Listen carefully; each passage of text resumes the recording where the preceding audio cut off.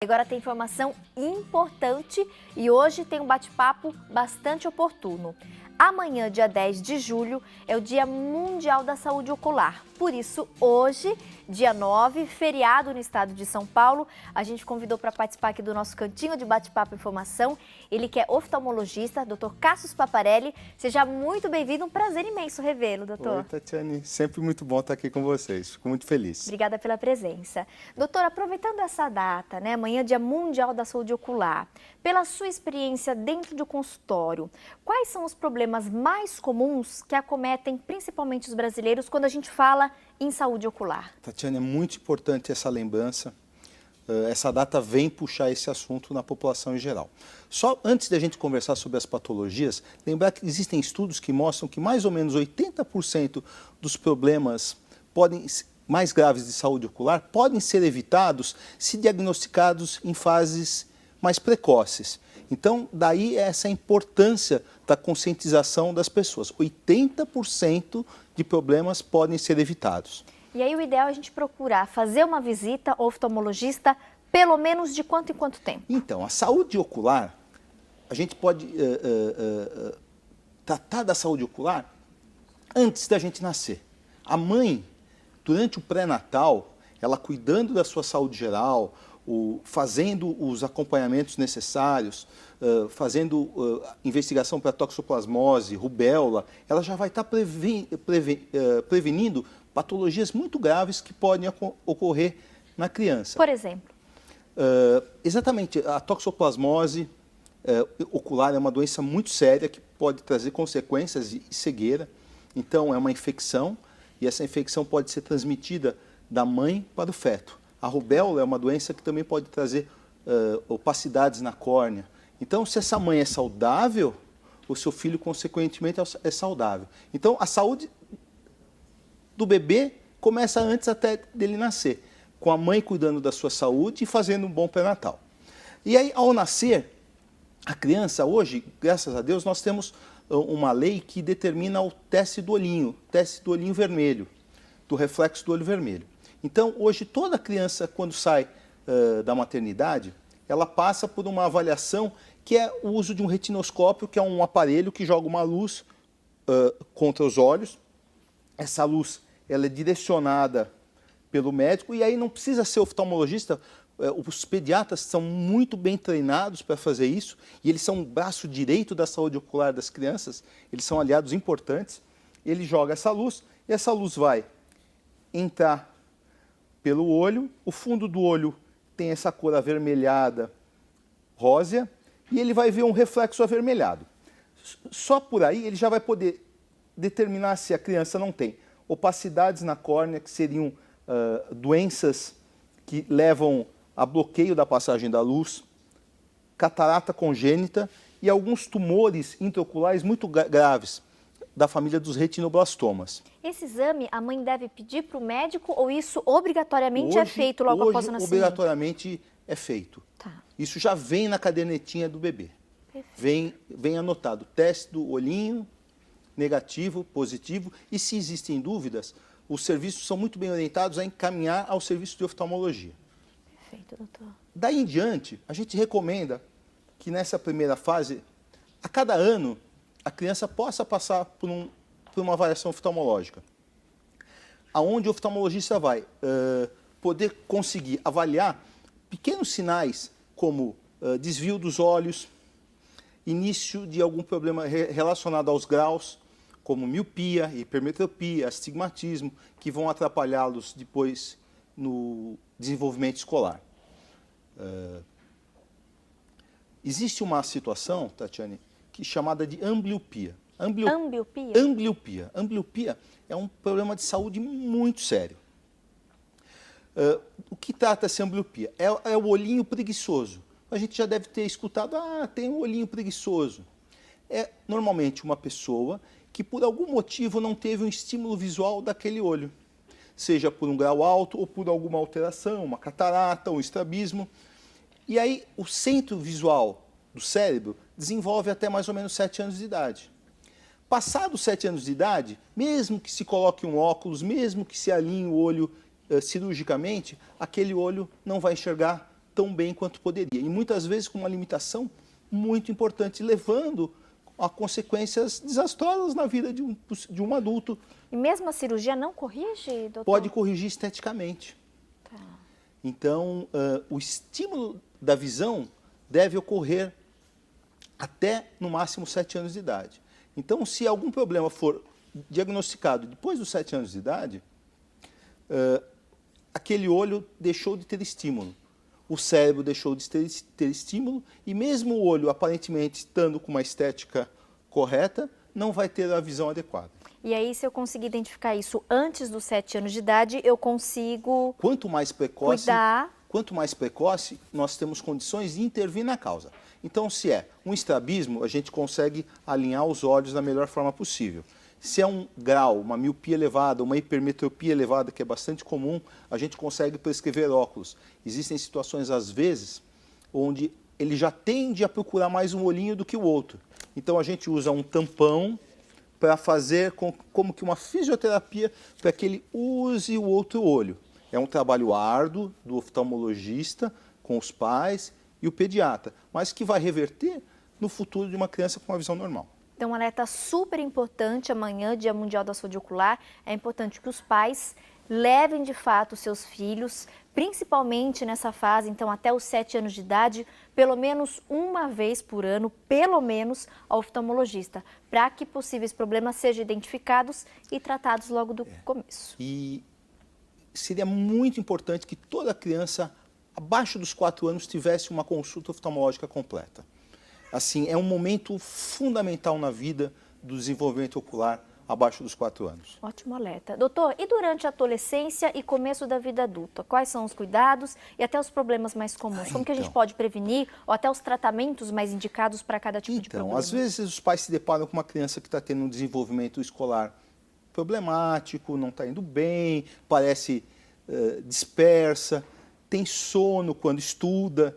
É muito engraçado, você tem, começa a estudar, tem o sono, mas alguns erros de refração, que são os graus, é o nome que a gente dá a isso, podem estimular sintomas como esse. Então a criança começa a ficar desatenta, começa a ter desinteresse, por falta de capacidade visual adequada. Então, nessa fase vamos dizer, idade escolar até a adolescência, os erros de refração são os principais problemas que devem ser avaliados. Nos grandes centros, nas escolas, normalmente, existem triagens que são feitas, os professores são muito bem orientados para conhecer, fazer pequenos testes de triagem para ver se essa criança tende a ter alguma dificuldade em encaminhá-los. Mas o ideal seria que realmente passassem em consulta oftalmológica anualmente. Perfeito. Claro que o ideal sempre é passar por um médico, né, por um especialista. Mas, de repente, tem algum exercício, alguma dica que o senhor possa compartilhar, de repente, para os pais fazerem ali uma experiência com os filhos, né? Se tem aquela desconfiança, se de repente ninguém da escola alertou e o pai está desconfiado, nossa, o rendimento dele na escola está baixo, tem alguma coisa que a gente possa observar, algum testinho que a gente possa fazer? Teste exatamente não, mas essa observação de pequenos hábitos, aquela criança que fica muito próxima, a TV muito próxima à lição, ao livro, pode ser um indício, que se queixa muito de dor de cabeça, né, que sente muito cansaço. Isso pode ser realmente um indício de que alguma coisa não vai bem. Perfeito. Doutor, eu queria só retomar um assunto. A gente divulga sempre a participação, né, nas redes sociais, das nossas entrevistas, das nossas pautas. E aí eu queria que o senhor, por favor, esclarecesse as dúvidas de algumas pessoas que perguntaram sobre a obstrução das vias lacrimais. Em bebês é muito frequente, né? Mas tem alguns casos em adultos. Tem. São situações diferentes. Vamos começar conversando sobre os bebês, que em número e frequência é bem maior. É muito comum que o bebezinho tenha alguma obstrução ao nascer. Essa obstrução normalmente é transitória, ela é benigna, ele tem todas as estruturas do canal lacrimal perfeita, ele não tem nenhuma oclusão, nenhuma obstrução, nenhum defeito. Mas às vezes por um acúmulo de uma rolinha de muco, que até durante o período intrauterino faz com que o canalzinho da lágrima não progrida. Normalmente isso nos primeiros meses de vida isso tende a involuir. Logicamente que deve ser acompanhado também pelo médico, porque pode predispor a quadros de infecção recorrentes e trazerem outras consequências. Normalmente não há necessidade de nenhuma intervenção cirúrgica ou algo mais agressivo, isso se reverte. Normalmente até 1 ano e meio de idade a gente pode observar sem maiores preocupações. Acima de 1 ano e meio de idade, às vezes a gente precisa fazer pequenas desobstruções, passar tubinhos para desobstruir o canal da lágrima, que é um procedimento muito tranquilo. Já nos adultos podem existir quadros obstrutivos, normalmente causados por infecções recorrentes. E aí esses quadros normalmente não cedem a essas desobstruções mecânicas e necessitam de uma reconstrução desse canalzinho. Então isso é feito cirurgicamente. Perfeito. Doutor, eu queria que o senhor explicasse um pouquinho rapidamente, aproveitando que a gente tem aí esse protótipo, né, do olho, em relação a esses problemas comuns na população, miopia, hipermetropia, astigmatismo. Então, quais são as diferenças entre eles? E aí, opções hoje de tratamentos viáveis, que a gente consegue aí um resultado bastante satisfatório. Joia. Eu consigo prevenir esses problemas? Não, isso daí já é uma carga genética, isso vai se manifestando com o transcorrer da vida do jovem. Normalmente a miopia ela vai sendo progressiva, a hipermetropia normalmente ela tende a ser regressiva, então o jovem vai crescendo, ela declina um pouquinho. Vai diminuir. Normalmente é isso que acontece. Por quê? A miopia, normalmente a gente tem, nós temos um olho de comprimento maior que o normal. Então, a luz entra, em vez de se focalizar aqui no fundo do olho, ela acaba se focalizando o foco da imagem antes. Então, a gente utiliza lentes que jogam esse objeto para o lugar correto. É um olho de tamanho maior. E aí a miopia é quando a gente tem aquela visão embaçada de longe, não consegue focar, né? Normalmente o principal sintoma é aquela pessoa que tem uma visão boa de perto, mas tem uma visão ruim de longe. Tá.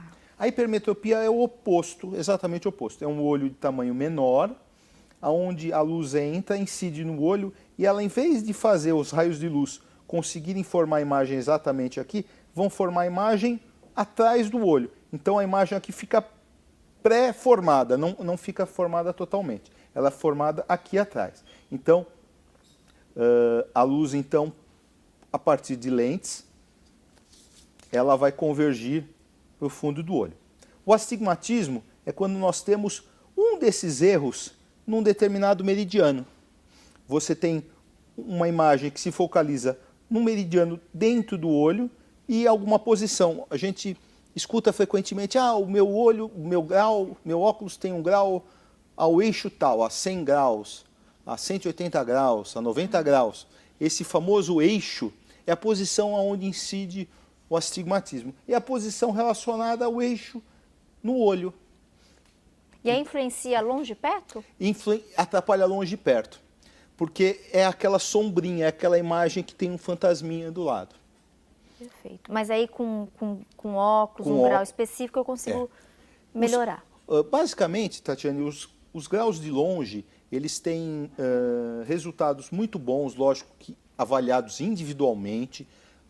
A gente não pode generalizar a indicação cirúrgica com cirurgias a laser realizadas sobre a córnea. Principalmente o LASIK, o PRK, são variações de técnicas a laser, que esculpem na córnea como que fosse uma lente de contato.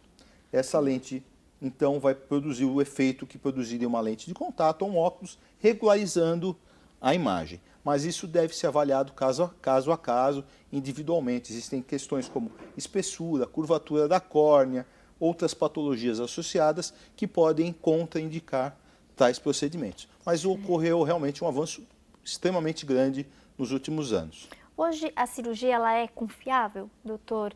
Ela oferece riscos para o paciente ou não? É seguro? Então, dentro desses protocolos de indicação, existem riscos como qualquer procedimento cirúrgico inerentemente existe.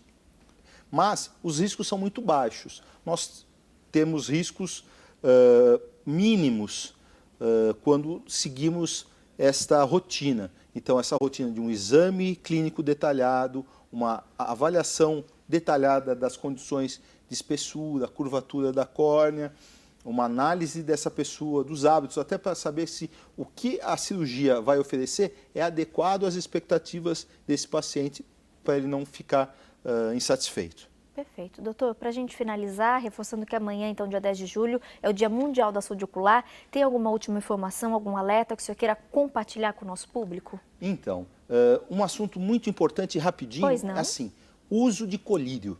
O uso de colírio é algo muito importante. As pessoas costumam, infelizmente, generalizar colírio como uma aguinha, um remedinho, mas cada colírio é uma substância quimicamente diferente da outra. A gente pode ter antibióticos, corticoides, anestésicos, lubrificantes. Então, não use o vidrinho do seu parente, do seu amigo, do seu vizinho, porque aquela não é uma aguinha tão aguinha assim. Não é uma automedicação, e como toda automedicação traz perigos, né, doutor? Exatamente. Ótimo alerta. Muito obrigada, viu, mais uma vez pela participação. E volte em breve para trazer aí mais informações sobre o assunto, que sempre rende muito, né, o nosso bate-papo.